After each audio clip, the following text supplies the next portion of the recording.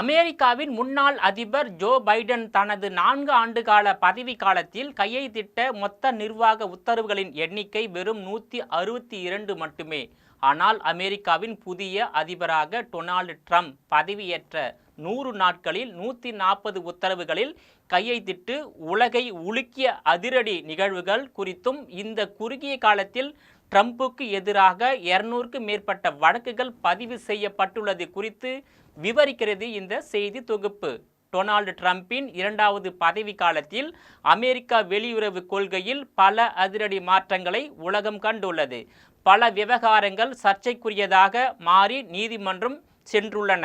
இந்த குறுகிய காலத்தில் டொனால்டு ட்ரம்புக்கு எதிராக 200க்கும் மேற்பட்ட வழக்குகள் பதிவு செய்யப்பட்டுள்ளன. வெறும் 100 நாட்களில் டொனால்டு ட்ரம்ப் 140 நிர்வாக உத்தரவுகளை பிறப்பித்துள்ளார். அவற்றில் 36 ஒப்பந்தங்கள் முதல் வாரத்திலேயே கையெழுத்திடப்பட்டுள்ளன. அதே நேரத்தில் முந்தைய ஆட்சியாளர் ஜோ பைடன் தனது 4 ஆண்டுகால பதவி காலத்தில் கையெழுத்திட்ட மொத்த நிர்வாக உத்தரவுகளின் எண்ணிக்கை வெறும் 162 மட்டுமே ஆகும். 2025ஆம் ஆண்டு ஜனவரி 20ஆம் தேதி அமெரிக்காவின் 47வது அதிபராக டொனால்டு ட்ரம்ப் பதவியேற்றார். முதல் சில நாட்களில் மெக்சிகோ எல்லையில் 2500 தேசிய காவல் படை உறுப்பினர்களுடன் 1500 வீரர்கள் நிறுத்தப்பட்டனர்.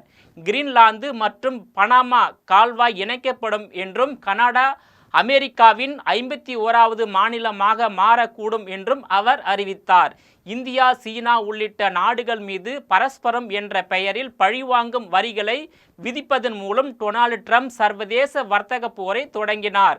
இதை எதிர்த்து நின்ற சீனா மீது 245% வரி விதிக்கப்பட்டுள்ளது. மற்ற நாடுகள் மீதான வரி 90 நாட்களுக்கு தற்காலிகமாக நிறுத்தப்பட்டுள்ளது. சட்டவிரோதமாக குடியேறுபவர்கள் மீதான நடவடிக்கைகளும் தீவிரப்படுத்தப்பட்டுள்ளன. இந்தியர்கள் உட்பட மக்கள் இராணுவ விமானத்தில் சங்கிலிகளால் பிணைக்கப்பட்டு நாடு கடத்தப்பட்டனர். இந்திய குடிமக்கள் உட்பட அமெரிக்காவில் சட்டவிரோதமாக வசித்து வந்த 1,39,000 பேரை இதுவரை நாடு கடத்தியுள்ளதாக டொனால்டு ட்ரம்ப் நிர்வாகம் தெரிவித்துள்ளது. அமெரிக்காவில் பிறப்புரிமை குடியுரிமையை முடிவுக்கு கொண்டு வர ஒரு நிர்வாக உத்தரவு பிறப்பிக்கப்பட்டுள்ளது. ஆனால் ஒரு அமெரிக்கா நீதிமன்றம் அந்த உத்தரவை அரசியலமைப்பை மீறுவதாக கூறி நிறுத்தி வைத்துள்ளது. தொழிலதிபர் எலான் மஸ்க் தலைமையிலான அரசு செயல்திறன் துறை அரசு ஊழியர்கள் எண்ணிக்கையை குறைத்து வருகிறது. IRS உட்பட அனைத்து அரசு நிறுவனங்களிலும் கிட்டத்தட்ட 60,000 பேர் பணி நீக்கம் செய்யப்பட்டுள்ளனர். மேலும் டொனால்டு ட்ரம்ப் நிர்வாகம் குறைந்தது 1,45,000 பணியிடங்களை நீக்கியுள்ளதால் அந்நாட்டு மக்கள் மத்தியில் கொந்தளிப்பை ஏற்படுத்தியுள்ளது. மேலும் பாலஸ்தீனியர்கள் வெளியேற்றப்படுவார்கள் என்றும் காசா கைப்பற்றப்பட்டு ஒரு ஆடம்பர குடியிருப்பாக மாற்றப்படும் என்றும் டொனால்டு ட்ரம்ப் தெரிவித்துள்ள கருத்து சர்வதேச அளவில் சர்ச்சையை ஏற்படுத்தியுள்ளது. பாலஸ்தீன ஆதரவு ஆர்ப்பாட்டங்கள் அமெரிக்க மதிப்புகளுக்கு எதிரானவை என்று முத்திரை குத்தப்பட்டன. போராடுபவர்களின் விசாக்களை ரத்து செய்து நாடு கடத்தவும் உத்தரவு பிறப்பிக்கப்பட்டுள்ளது. கடந்த 2021ஆம் ஆண்டு நடைபெற்ற அதிபர் தேர்தலில் டொனால்டு ட்ரம்ப் தோல்வியை தழுவியதால் வெள்ளை மாளிகையை தாக்கிய அவரது ஆதரவாளர்களுக்கு பொது மன்னிப்பு வழங்கப்பட்டுள்ளது. உலக சுகாதார அமைப்பு காலநிலை ஒப்பந்தம் ஆகியவற்றில் இருந்து அமெரிக்கா விலகியது. பின்தங்கிய நாடுகளுக்கான நிதி நிறுத்தப்பட்டது.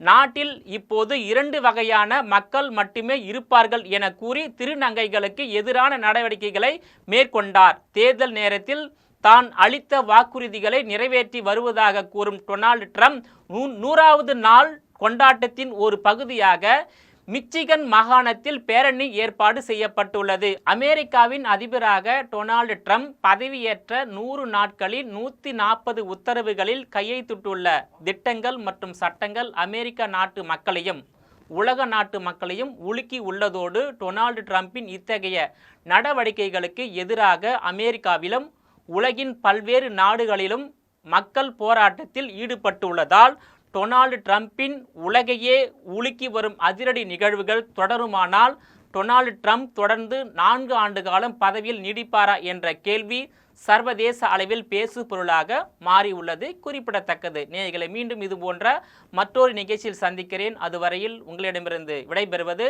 நான் உங்கள் விஜயபாலன்.